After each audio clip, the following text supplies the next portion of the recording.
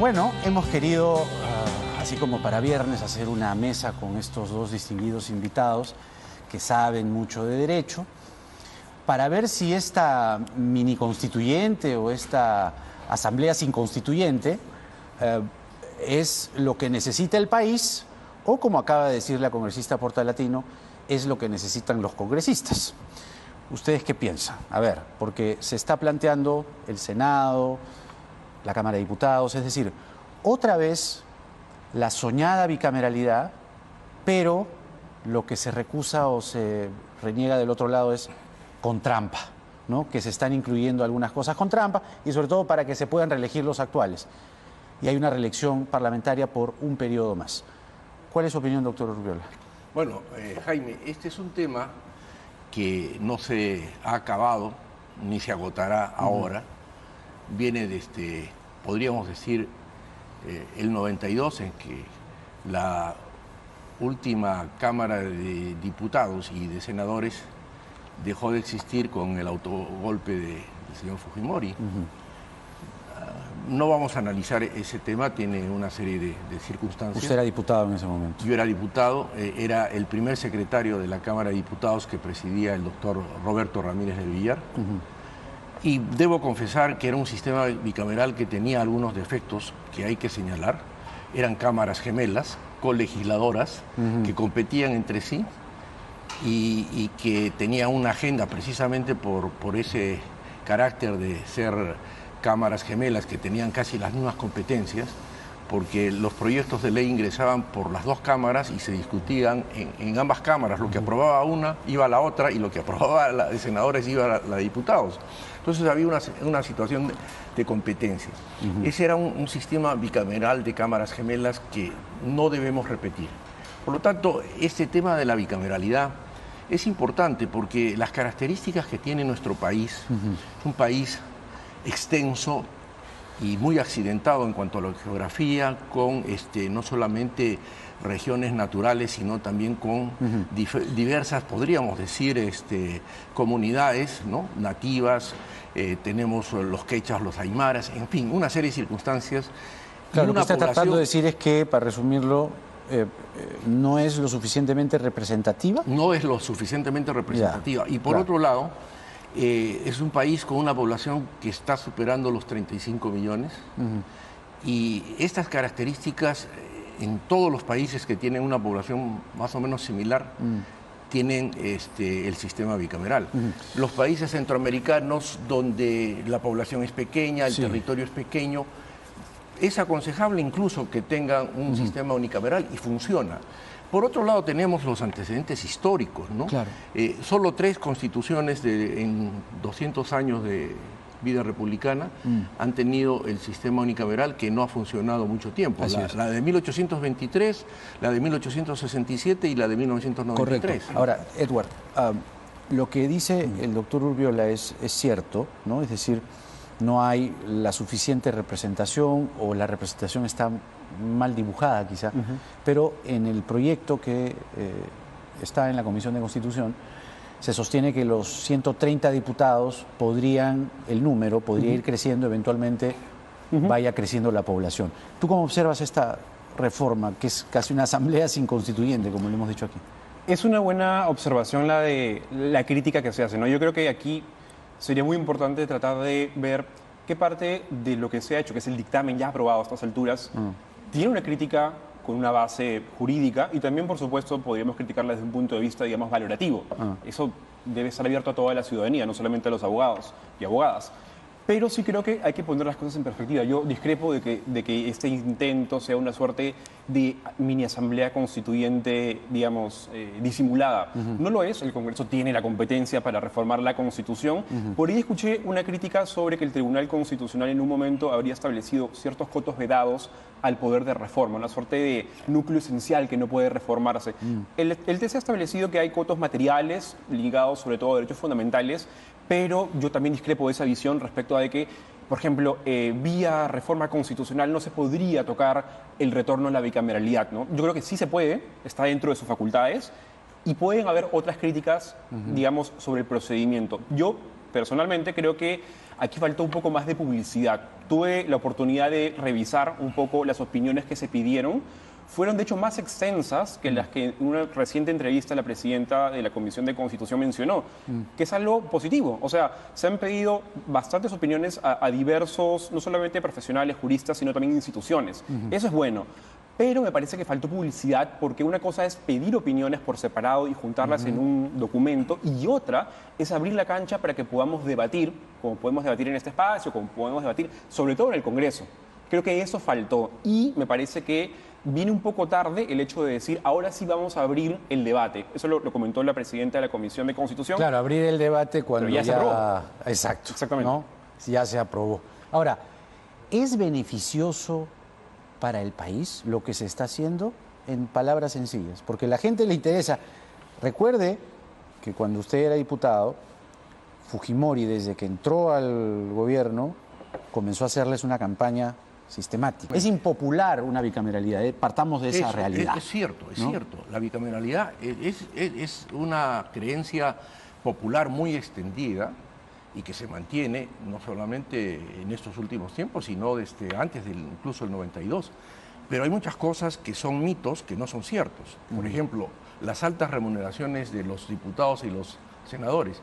Eso no era cierto. Cuando cierra el Congreso el señor Fujimori y se instala el Congreso Constituyente Democrático, la remuneración de los constituyentes democráticos era el equivalente a $10.000, o sea, 10 veces más. Un cerito más. Así es. ¿Es beneficioso esto que se ha aprobado en la comisión? Yo creo que sí. No es lo que yo hubiese querido. Ya. Desde hace mucho tiempo yo me gradué de doctor en Derecho con una tesis sobre retorno a la bicameralidad. Y considero que le voy a decir cuál es la bondad de un sistema bicameral. En realidad no son 2 cámaras, son 3 cámaras, Jaime. Y le voy a decir por qué. Porque cuando se aprueba un proyecto de ley en la Cámara de Diputados y pasa a la de senadores, hay un interregno que permite que la opinión pública se forme una idea favorable o contraria a ese proyecto de ley y que es necesario en un sistema democrático. Eso le pasó a la ley de estatización de la banca. Claro. La ley de estatización de la banca se aprobó en diputados, pasó a senadores prácticamente desarmada. ¿Por qué? Porque entre la aprobación en diputados y la aprobación en senadores se formó una corriente contraria a ese proyecto y que desarmó esa ley. Eso es muy beneficioso en el sistema bicameral y eso no ocurre en el sistema unicameral. Se dice que en el sistema unicameral hay el segundo debate, pero le pregunto, Jaime, ¿cuántas leyes se han aprobado exonerando del segundo debate en este Congreso? No, y que son leyes inconstitucionales. Se hace ahí mismo. Exonerado el segundo debate con todos los gritos, ¿no? Y el timbre ahí, ¿no? El relator. Inconstitucionales, Jaime. Sí, pues. Y eso tiene un costo económico y social elevadísimo. Elevadísimo.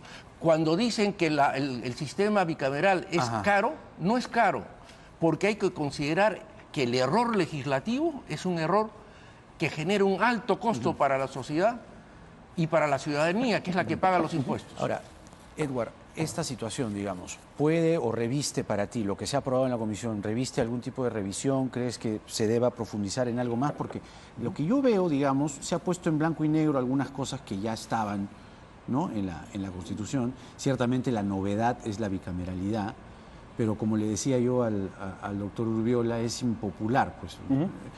¿Cómo, no sé, esta puede ser una pregunta ingenua, pero cómo hacerla más popular o menos impopular a la bicameralidad, entendiendo que finalmente el Senado termina siendo un filtro revisor, y dicen algunos que hoy por hoy el TC es una suerte de Senado, ¿no? Que es el que finalmente revisa o declara inconstitucional tal o cual ley que aprueba el Congreso.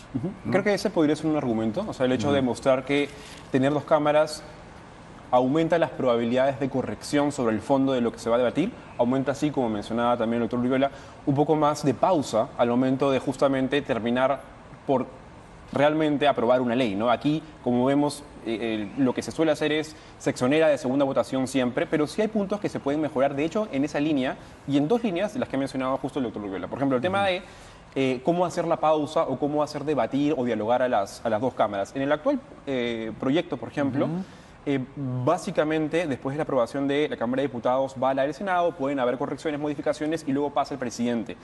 Hubo otros proyectos, no es el único. De hecho, este dictamen alberga 16 proyectos. Fue un trabajo bastante largo, bastante grande, y por lo mismo yo creo que merecía más publicidad para poder hacer esto, debatir y mejorarlo. Pero hubo un proyecto, por ejemplo, del congresista Alberto de Belaunde, en el Congreso pasado, donde, por ejemplo, establecía que podía regresar, o sea, una vez que se aprobaba en la Cámara de Diputados, iba al Senado y si es que había modificaciones, regresaba a la de Diputados. Y con una conferencia. Sí, había una suerte de deliberación, tenía que haberla, y podían votar para poder superar y que vuelva a la del Senado. Entonces, había más reflexión y esto pudo haberse también traído a este proyecto, no se hizo.